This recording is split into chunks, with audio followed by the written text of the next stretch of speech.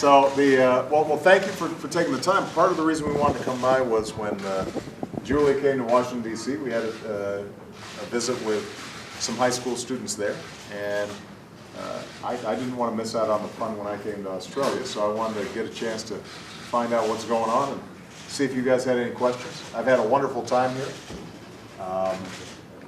On the way here, your Prime Minister was telling me about all the deadly animals that could kill you if they bite you. Just talking there seems to be a surplus of those here in Australia. But part of the reason that I love meeting with students is because so much of what we do together, your Prime Minister and I, is focused on your future. How we can make sure that you've got good careers and have opportunity, and the world is safe, and we're taking care of our environment in a serious way. And I'm always inspired when I meet with young people because you're not stuck in some of the old stodgy ideas that the rest of us are sometimes. So who wants to start first? Somebody have a question or a comment? Yeah, what's your name?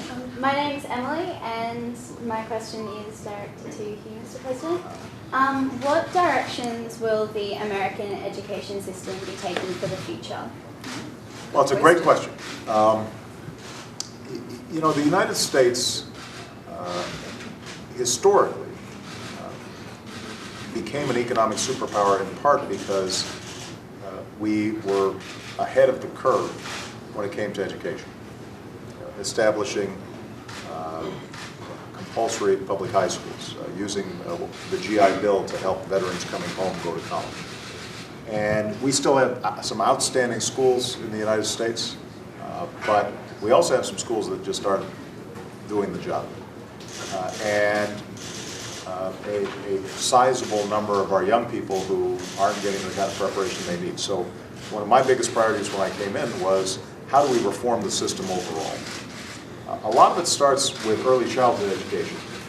A lot of poor children don't get the support that they need when they're very young. So by the time they get to grammar school, they're already behind. They don't know their numbers, people haven't read to them, etc. So working with programs that are good for young people, or very young children when they're toddlers and infants, to give them a head start, that's very important.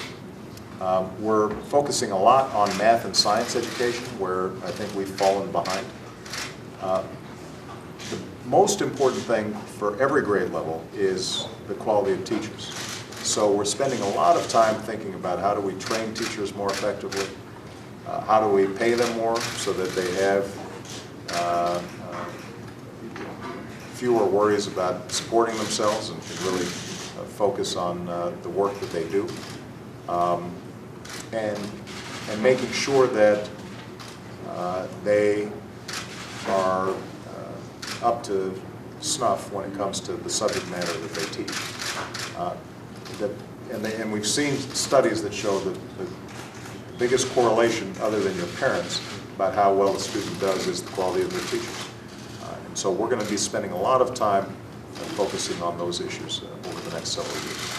And Aussie influence. Absolutely. Secretary Duncan, who's the equivalent in the US of the Federal Education Minister, played basketball in Australia. He was a professional basketball player here in Australia and is married to a Tasmanian wife. So he obviously was inspired when he was here by the excellent schools.